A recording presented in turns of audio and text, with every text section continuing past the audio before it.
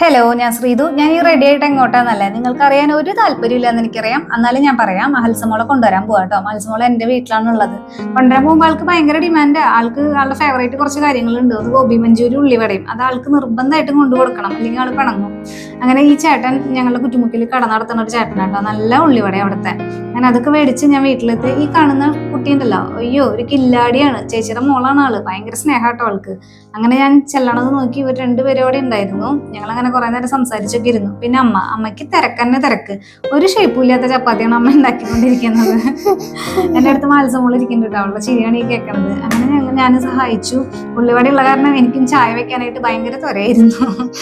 അങ്ങനെ ഞങ്ങൾ രണ്ടുപേരും കൂടി ചായയൊക്കെ വെച്ച് ചപ്പാത്തിയൊക്കെ ഉണ്ടാക്കി കുറച്ചേരൊക്കെ സംസാരിച്ചു. അപ്പോഴേക്കും എന്താ ചായ നന്നായിട്ട് തിളച്ച് വന്നിട്ടുണ്ട്.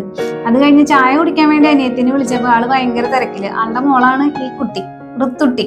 എന്റെ കുറുമ്പൊന്നുമില്ല, അത്ര കുറുമ്പൊന്നുമില്ല, പാവ അത്ര കുറുമ്പൊന്നുമില്ല കേട്ടാ. കണ്ടില്ലേ എന്തൊരു നിഷ്കളങ്കമായ നല്ല ക്യൂട്ടായില്ലേ ആളെ കാണാനായിട്ട്. ആള് ഭയങ്കര തിരക്കിലായിരുന്നു. അത് കഴിഞ്ഞ് എല്ലാവരും വിളിച്ചു വരുമ്പോഴേക്കും പിള്ളേര് കളിക്കാൻ പോയി.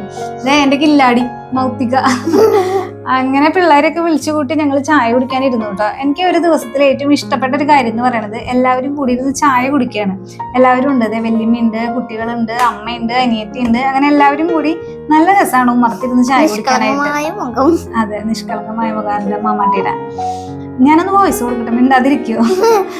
അങ്ങനെ ഞങ്ങൾ എല്ലാവരും അതായിരിക്കും അവിടെ പാവാടി ഇട്ടിട്ട് അവിടെ ബജി കഴിച്ചുകൊണ്ട് എന്തൊക്കെയോ സംസാരിക്കേണ്ടത്.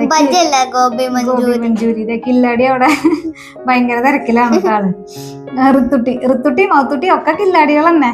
പിന്നെ അമ്മ ചായ കൂടി കഴിഞ്ഞപ്പോഴേക്കും അമ്മ മേടെ പണികൾ തുടങ്ങി. അങ്ങനെ ഞങ്ങൾ സംസാരിച്ചിരിക്കുമ്പോഴേക്കും പാവത്തെ എന്റെ അച്ഛൻ ജോലി കഴിഞ്ഞ് വന്നു. പെയിന്ററാട്ടോ. ഭയങ്കരമായിട്ട് അധ്വാനിച്ച് ജീവിക്കുന്ന ഒരാളാണ്. പാവാണ്. എനിക്ക് ഭയങ്കര പ്രൗഡാണ് എൻ്റെ അച്ഛനെ പറ്റി പറയാനായിട്ട്.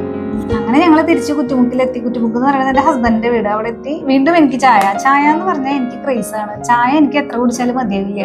ഇത് ഞങ്ങൾ രണ്ടുപേരും സംസാരിച്ച് ചായയൊക്കെ കുടിച്ച് ഇങ്ങനെ ഇരിക്കുമ്പോൾ എൻ്റെ മത്സരം ഒരു ഉമ്മച്ചനാട്ടോ. അവൾക്ക് ഇടയ്ക്കിടയ്ക്ക് ഭയങ്കര സ്നേഹമാണ് ആൾക്ക് ഇടയ്ക്കിടയ്ക്ക്. അപ്പൊ ഇതാണ് എൻ്റെ ലോകം. Okay, bye. അടുത്ത വീഡിയോയിൽ കാണാം. ടാറ്റാ.